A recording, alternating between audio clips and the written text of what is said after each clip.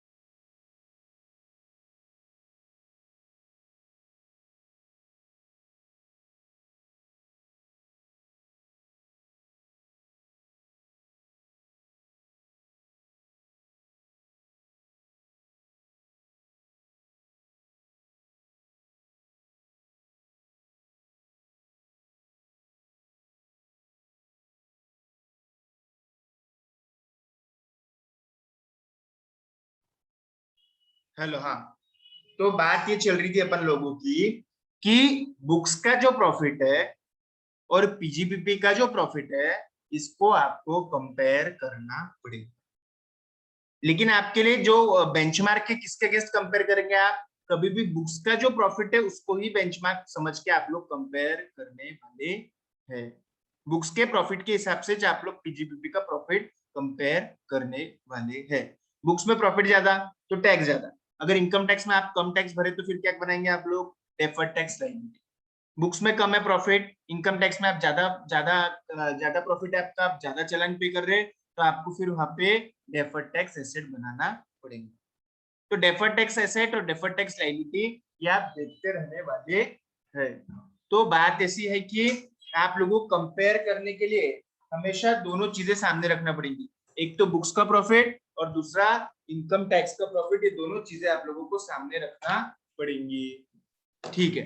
तो hello, hello, आवाज आ रहा है आप लोगों को बराबर एकदम? Yes sir. ओके, चलो अब अपन लोग एग्जांपल देखते हैं क्या रहता होगा एक्चुअली इसके अंदर। बिना एग्जांपल के नहीं समझेंगे। देखो, ठीक है। एक सेक्शन 43B है इनकम टैक्स के अंदर, सभी लोगों को मालूम होगा सेक्शन 43B है, जो कुछ खर्चों को, जैसे कि पीएफ हो गया, जैसे कि जीएसटी हो गया, जैसे कि पीएफ और जीएसटी हो गया, ये आप लोगों को ये आप लोगों को इसको पेमेंट बेसिस पे ही अलाउ किया जाता है इनकम टैक्स के अंदर। कुछ खर्चों को पेमेंट बेसिस के ऊपर ही उसका डिडक्शन दिया जाता है इनकम टैक्स के अंदर। अगर आपने उसको पे नहीं किया, अगर आपने वो फॉलोइंग टैक्सेस को पे नहीं किया, तो आपको उसका डिडक्शन नहीं मिलता है। कुछ खर्चों का पेमेंट बेसिस के ऊपर ही डिडक्शन मिलता है, ये सेक्शन 43 बोलता है। ठीक है। जैसे कि अब इनकम टैक्स क्या बोलेगा कि जैसे जीएसटी है 5 लाख रुपए का, ये क्या बोलेगा इनकम टैक्स? पीजीबीपी क्या बोलता कि अगर आपने जीएसटी एटलीस्ट 30 सितंबर तक के भी भर दिया होगा तो आपको डिडक्शन मिलेगा। 20-21 का जीएसटी अगर आपने एटलीस्ट 19-20 का जीएसटी अगर आपने एटलीस्ट 30 सितंबर 2020 तक के भर डाला तो आपको डिडक्शन मिल जाएगा, है ना? तो क्या बोलते हैं इनकम टैक्स कि एटलीस्ट रिटर्न भरने के डेट तक के, ऑडिट के डेट तक के आपने जीएसटी भर देना चाहिए। नहीं भरा तो क्या होता? अगर आपने 30 सितंबर 2020 तक के जीएसटी नहीं भरा, 19-20 का जीएसटी अगर आपने नहीं भरा, तो आपको डिडक्शन मिलने वाला नहीं है। सपोज आपने 5 लाख रुपए का जीएसटी 19-20 के लिए, कब के लिए?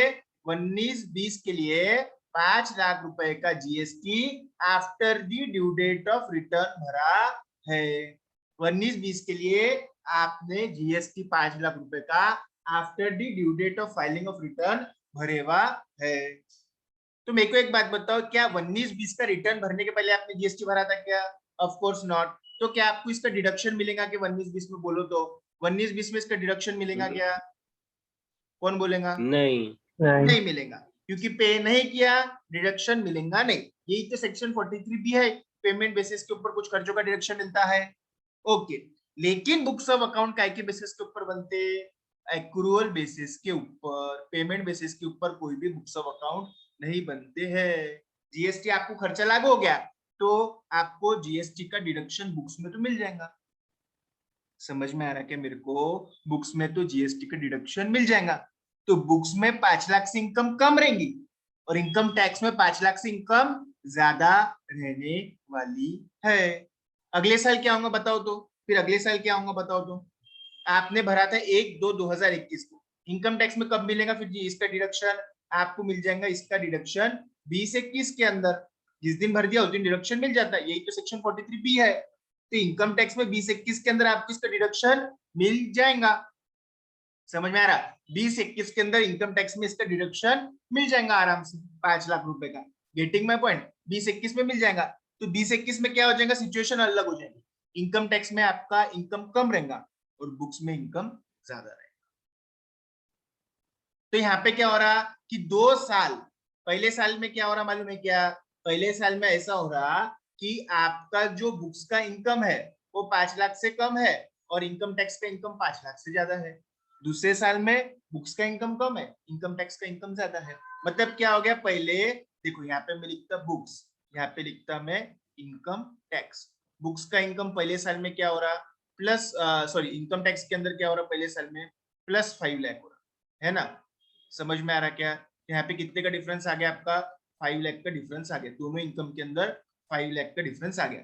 दूसरे साल में क्या हो रहा होगा, बुक का इनकम +5 है, इनकम टैक्स का इनकम कम रहेगा 5 से, है ना। तो दोनों साल के अंदर 5 लाख का डिफरेंस आप लोगों का नलीफाई हो जा रहा। समझ में आ रहा कि यहाँ पे -5 और यहाँ पे +5, मतलब कुल मिला के दोनों साल में डिफरेंस आपका रूल आउट हो जाता है। पहले डिफरेंस क्रिएट हुआ, बाद में डिफरेंस को अपन लोगों ने नलीफाई कर दिया 2 साल के अंदर। समझ में आ रहा कि आप लोगों को? किसको ये एग्जांपल नहीं समझा बोलो तुम, किसको ये एग्जांपल नहीं समझा बोलो। कितने बार एडमिट हो रहे आज लोग, क्या प्रॉब्लम है, क्या मालूम, आधे लोग छोड़ रहे पकड़ रहे, छोड़ रहे पकड़ रहे, बार बार बार बार। हाँ क्या बोल रहा था मैं, किसको ये एग्जांपल नहीं समझा, देखो और फिर मेरे को पूछो।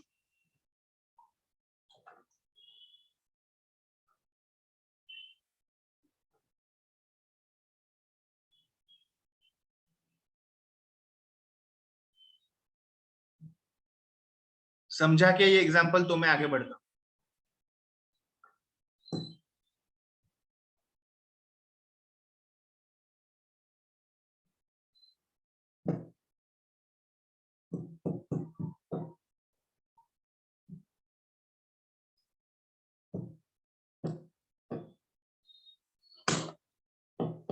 बोलो जल्दी, नहीं समझाऊंगा तो पूछो, मैं रुके हुआ हूं, जब तक के समझते नहीं मैं आगे नहीं बढ़ूंगा।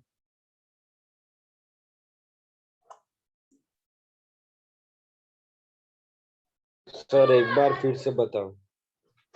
ठीक है, देखो पहली बात सेक्शन 43B क्या बोलता बोलो तो, एक मिनट रुको मेरे को पूछने दो, पहले समझने दो आपको 43B तो भी मालूम है क्या? मोहित 43B सेक्शन क्या बोलता बोलो तो, मोहित गुरबानी।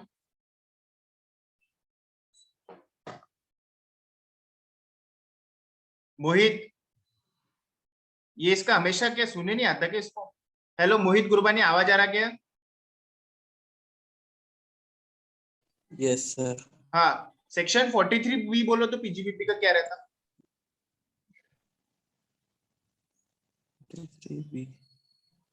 बोलो।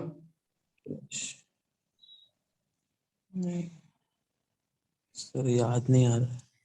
याद नहीं आ रहा जिसको। हेलो, आपको लोगों का पीजीबीपी हो गया की शेअरी पीजीबीपी झालं का रे आपलं क्लासमध्ये? हे यस सर, पूर्ण झालं का यस पीजीबीपी? सर. हा, म्हणजे आता झालं का 2-4 दिवसापूर्वी? नाही सर, खूप टाइम झाला. टेस्ट वगैरे पण झाली का त्याच्यावरती? हा, हो का, ठीक आहे ठीक आहे. सो हिमांशु छगानी 43B सेक्शन क्या है बोलो तो? सर याद नहीं। वेरी गुड, यही पता नहीं तो क्या आप डेफर्ड टैक्स समझने वाले, अगर आपको टैक्स की लॉज ही पता नहीं है तो।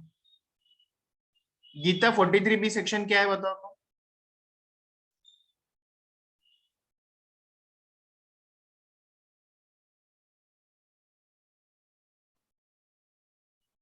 गीता हॅलो, हाँ सर.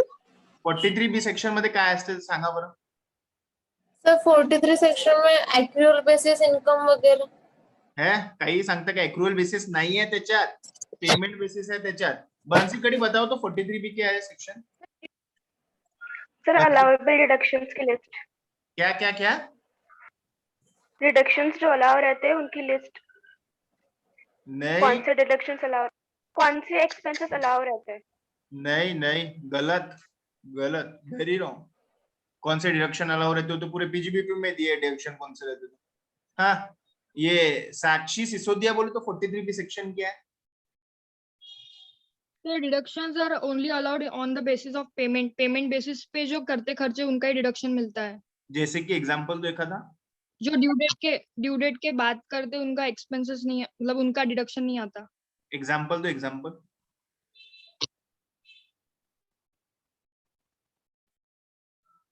क्या है इसका एग्जांपल बताओ. 43B सभी खर्चों के लिए थोड़ी लागू है. पेमेंट ऑफ पीएफ है, ग्रेच्युटी है, टैक्सेस है, सेस है, ड्यूटीज है, फीस है, ये जो खर्चे है पेमेंट टू, जैसे ईपी मतलब पीएफ का पेमेंट है, जीपीएफ का पेमेंट है, ग्रेचुटी का पेमेंट है, टैक्स का पेमेंट है, ड्यूटीज है, सेस है, फीस है, ये जो सारे पेमेंट है उनके लिए 43 की सेक्शन लागू होता है।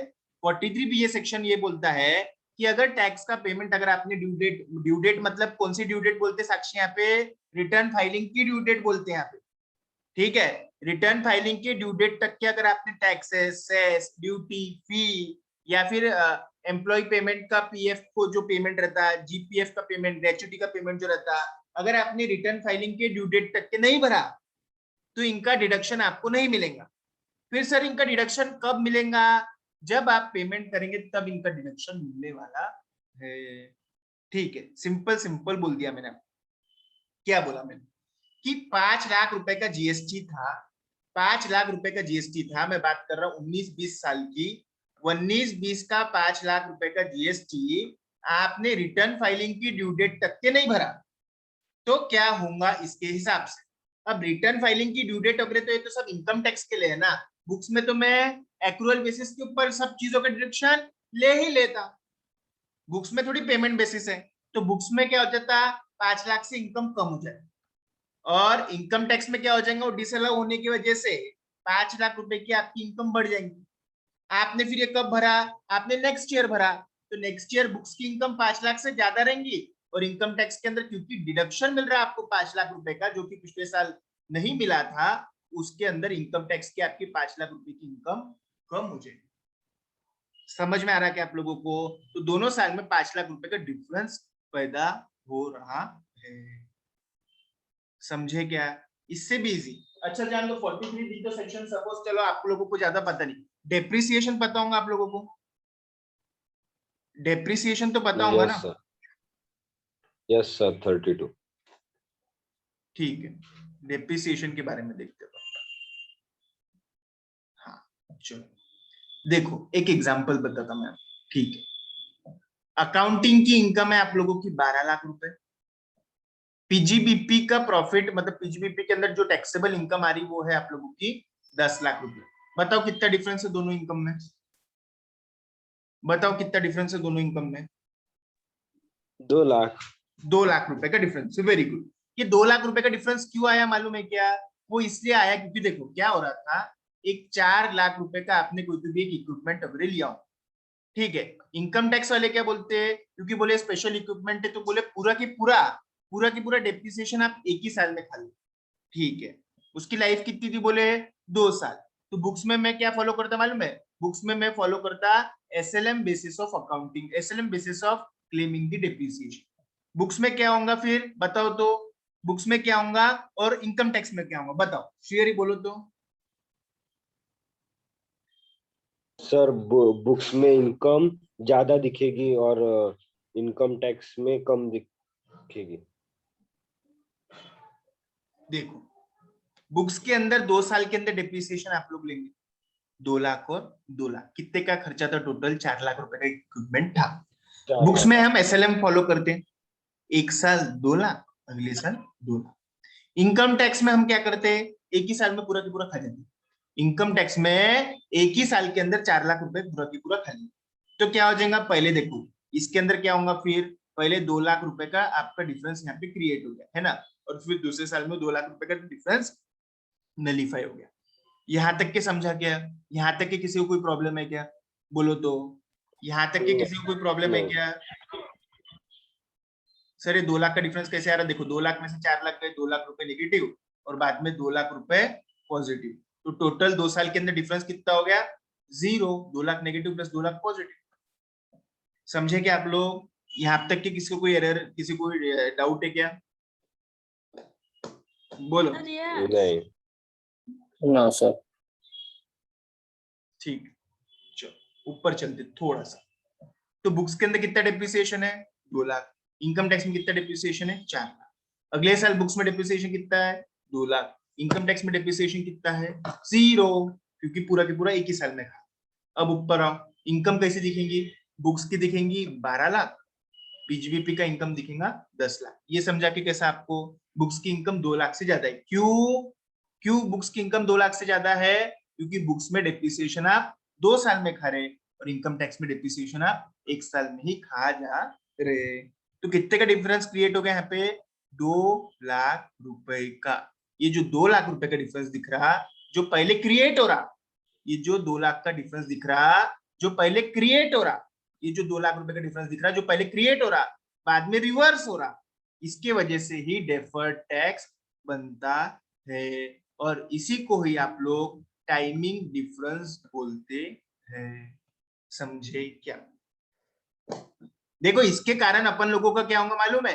ये डेप्रिसिएशन जैसे मामूली एक चीज के कारण, डेप्रिसिएशन जैसे मामूली चीज के कारण अकाउंटिंग का इनकम और पीजीबीपी का प्रॉफिट ये दोनों अलग अलग दिखता है। काय के कारण? डेप्रिसिएशन जैसे एक मामूली चीज के कारण। इसके कारण आपका डेफर्ड टैक्स बनता है। समझ में आ रहा क्या?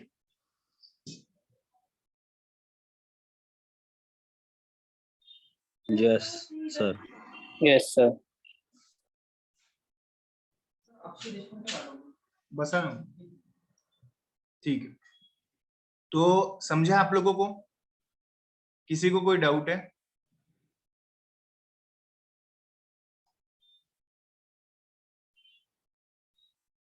किसी को कोई डाउट है? डेप्रिसिएशन तो सब लोगों को पता होगा ना, इसके अंदर कोई नई बात नहीं है। इनकम टैक्स का सच उसमें कोई बहुत नॉलेज नहीं है। अनुषी वडेरा समझा क्या? Yes, sir. बंसी गढ़ी समझा क्या? Yes, sir. ज्ञान समझा क्या? हाँ सर। साक्षी समझा क्या? Yes sir. ओके चलो, अब थोड़ा सा अपन लोग आगे चलते। तो आपको ये समझा क्या? सबसे पहले ये बात समझी कि आपको कि AS22 क्यों वापरना पड़ता है?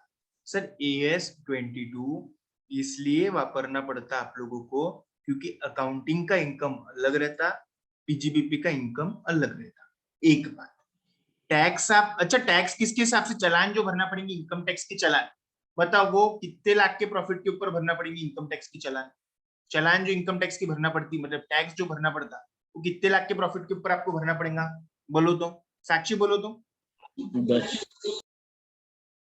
10 lakhs पीजीबीपी के प्रॉफिट। यस, टैक्स वालों को कोई लेना देना नहीं तुम्हारी बुक में तुम क्या बता रहे, टैक्स वालों को कोई लेना देना नहीं तुम्हारी बुक में कितना बता रहे। पीजीबीपी के हिसाब से आपको टैक्स भरना पड़ेगा। बुक्स में टैक्स आप लोगों को कैसे निकाल लेंगे? बुक्स का टैक्स निकालते समय आप लोगों को टैक्स एक्सपेंस जो बुक का रहता उसके अंदर कैसा करना पड़ता मालूम है? Current tax plus deferred tax. Current tax मतलब जो आपने चालान भरी, जो आपने पीजीबीपी की चालान भरी, और डेफर्ड टैक्स मतलब timing difference multiplied by tax rate. Timing difference कितना हो गया आपका यहाँ पे बताओ तो?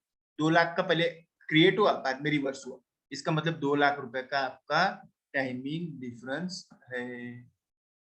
समझ में आ रहा? 2 लाख रुपए मल्टीप्लाइड बाय टैक्स का रेट। जैसे टैक्स का रेट अगर 30%, टैक्स का रेट अगर आपका 30% है तो यहाँ पे 60,000 का डेफर्ड टैक्स बनता है। वो एसेट की लायबिलिटी अपन लोग बाद में देखेंगे, लेकिन इतना समझ के चलो कि 2 लाख रुपए का डिफरेंस है।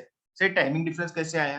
अरे बाबा यही तो है, दोनों के इनकम में के डिफरेंस को ही तो टाइमिंग डिफरेंस बोला करते हैं। समझ में आ रहा? चलो अब लोग अपन ये इसको चालू करते हैं। ये मैंने आपको बताया कि आप लोग क्यों AS22 वापर रहे। AS22 अपन इसलिए वापर रहे क्योंकि टैक्सेबल इनकम जिसके ऊपर आप लोग टैक्स भरते हैं as per the profit and gains of business and profession, और आपकी बुक्स की जो इनकम है इसके अंदर फर्क रहता है। Taxable income income tax, books की इनकम कंपनीज एक्ट और अकाउंटिंग स्टैंडर्ड के हिसाब से बनाया जाता है। समझ में आ रहा क्या? ठीक है, तब अपन लोग देखेंगे क्या रहता है। देखो टैक्सेबल इनकम क्या रहती? अमाउंट ऑफ इनकम और loss for the period as determined in accordance with the tax laws in India, जो कि है इनकम टैक्स एक्ट। ठीक है। अकाउंटिंग इनकम नेट प्रॉफिट और loss for the period as reported in the profit and loss account, मतलब as per the books before deducting the income tax expenses और adding the income tax saving, मतलब profit before tax as per the books. As per books मतलब आपके profit and loss account की बात चालू है। ठीक है। टैक्स एक्सपेंस जो कि बुक के अंदर आप लोगों को डालना है। बुक के अंदर कैसा करते मालूम है? जब आप कंपनीज एक्ट के हिसाब से जब आप प्रॉफिट बनाते बुक्स के अंदर, फिर उसमें से टैक्स के एक्सपेंस को कम करते, बचे हुआ जो प्रॉफिट रहता है फिर अपन शेयरहोल्डर्स को बांट सकते हैं, फिर रिटर्न करके रख सकते हैं, है ना। तो ये जो रहेगा टैक्स एक्सपेंस जो अपने को अपने प्रॉफिट में से कम करना है, उसके अंदर दो चीजें, एक तो करंट टैक्स और दूसरा डेफर्ड टैक्स। ठीक है, क्या समझ में आ रहा है? क्या करंट टैक्स मतलब क्या है? जिसके ऊपर सर अपन लोग चालान, जिसके ऊपर आप लोग एक्चुअल टैक्स चालान का पेमेंट किया जाता है। ऑफ कोर्स पीजीबीपी के प्रॉफिट के ऊपर आप लोग चालान भरते हैं। बुक्स में दोनों चीजें होंगी, करंट टैक्स भी कम होगा और डेफर्ड टैक्स भी कम होगा। ठीक है, समझ में आ रहा है? Current tax, amount of the income tax payable और tax on the taxable income for the period, मतलब पीजीबीपी के हिसाब से जो टैक्स आता है उसको जो भरना पड़ता उसको बोलते हैं करंट टैक्स। डेफर्ड टैक्स मतलब क्या? Deferred tax is the tax effect of the timing difference. Deferred tax is the tax effect of the timing difference. जैसे यहाँ पे 2 लाख रुपए का टाइमिंग डिफरेंस था, इसको जब आप टैक्स रेट से मल्टीप्लाई करेंगे तो वो आपका डेफर्ड टैक्स बन जाता है।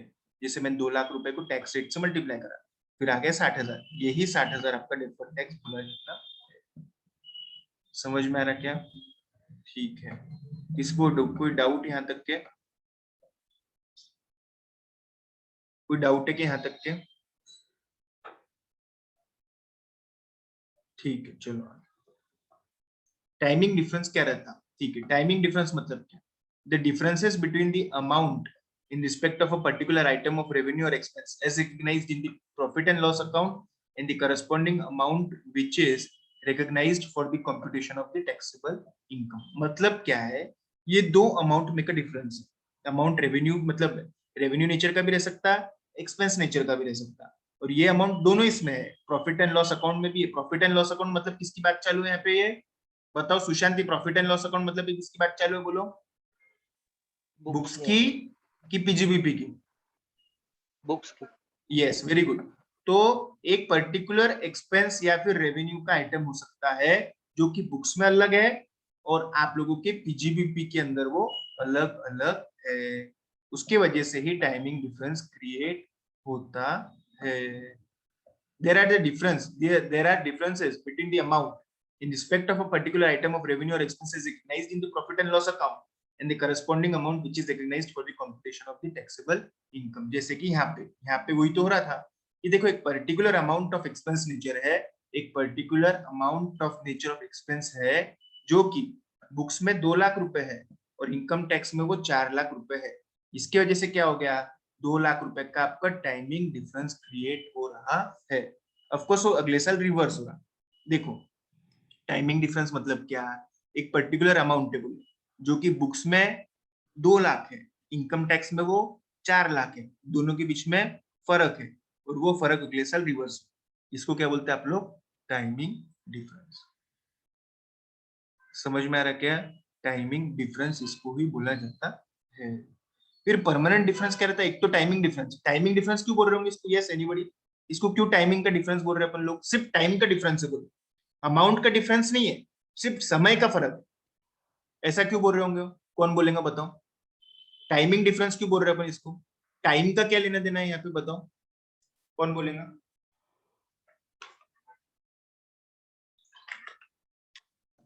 टाइमिंग डिफरेंस क्यों बोल रहे हैं अपन इसको? टाइम का क्या लेना देना है यहाँ पे? बताओ कौन बोलेगा? सर ये कुछ टाइम में वापस नील हो जाएगा इसका इफेक्ट। हाँ, वेरी गुड। देखो पहले क्या हो रहा? 2 लाख का अपना फर्क है ना, पहले 2 लाख रुपए नेगेटिव आ, फिर 2 लाख रुपए पॉजिटिव आ रहा, मतलब अल्टीमेटली क्या हो गया? फर्क 0। तो टाइमिंग डिफरेंस मतलब क्या? पहले साल डिफरेंस आया और दूसरे साल डिफरेंस नील आउट हो गया। इसके लिए उसको क्या बोलते हैं अपन लोग? Timing difference that originate in 1 year and get nullified in another year. इसके लिए अपन लोग उसको टाइमिंग डिफरेंस बोलते हैं। ठीक है, अब नेक्स्ट एग्जांपल में देता आपको मालूम है एक सेक्शन 40A3 है। 40A3 सेक्शन पता है आप लोगों को? 40A3 सेक्शन पता है कि किसको? क्या है के बारे में 40A3 सेक्शन?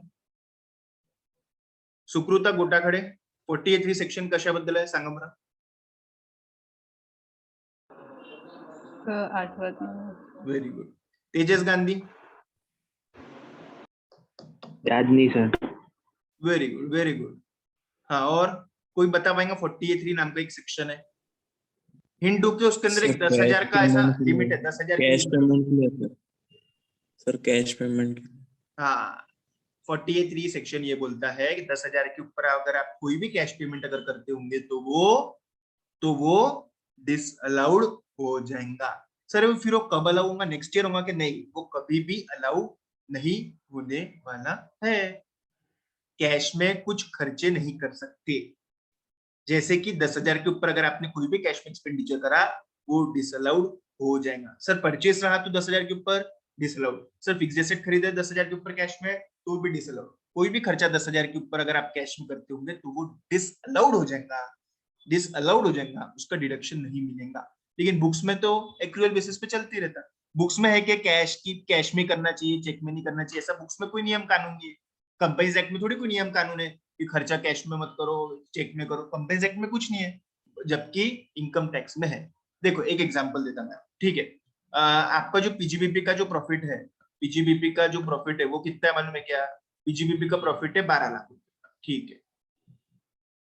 और बुक्स का जो प्रॉफिट है ना, पहले अपन लोग क्या करते हैं सिग्नल करते। चलो बुक्स का भी प्रॉफिट कितना है बोले 12 लाख। बुक्स का प्रॉफिट 12 लाख रुपए, पीजीबीपी का प्रॉफिट भी 12 लाख रुपए है। एक खर्चा है, परचेज कर दिया था आप लोगों ने, परचेज किया 40,000 का कैश में, 40,000 का कैश में आपने परचेज कर लिया। क्या कॉन्सिक्वेंस होंगे इसके बताओ तो फिर, बोलो तो क्या कॉन्सिक्वेंस होंगे इसके बताओ तो फिर।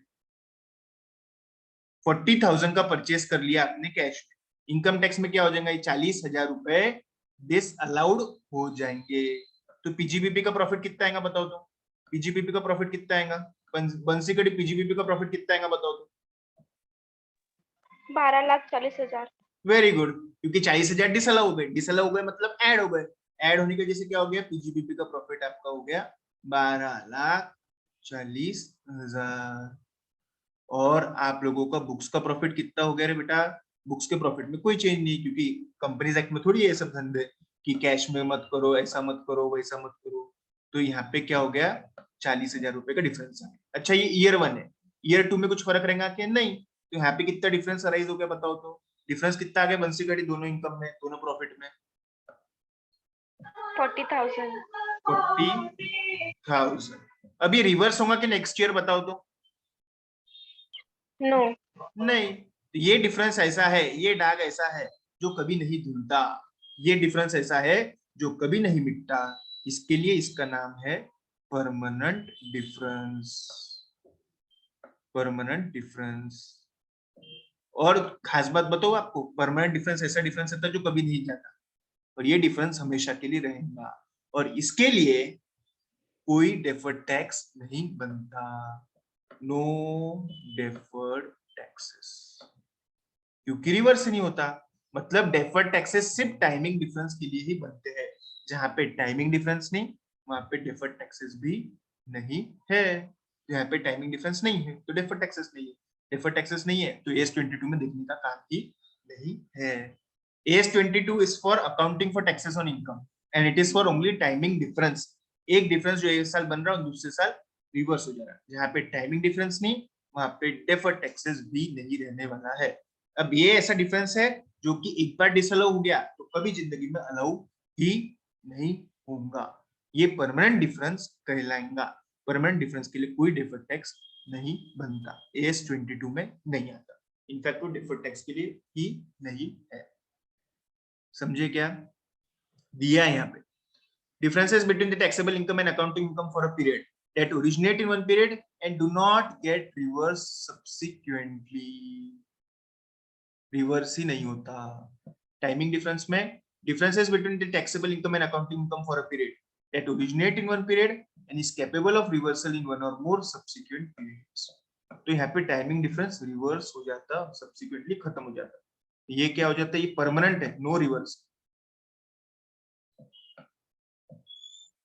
ठीक है, ये do not result in DTA DTL, this results in DTA and DTL। और ये इनके एग्जांपल्स भी दिए हुए हैं। जैसे contribution to unapproved provident fund है, कैसा है? अनअप्रूव्ड प्रोविडेंट फंड में अगर आपने पैसा डाल दिया तो डिसअलाउ हो जाता है, उसका कभी डिडक्शन ही नहीं मिलता। एग्जांपल्स दिए हुए यहाँ पे,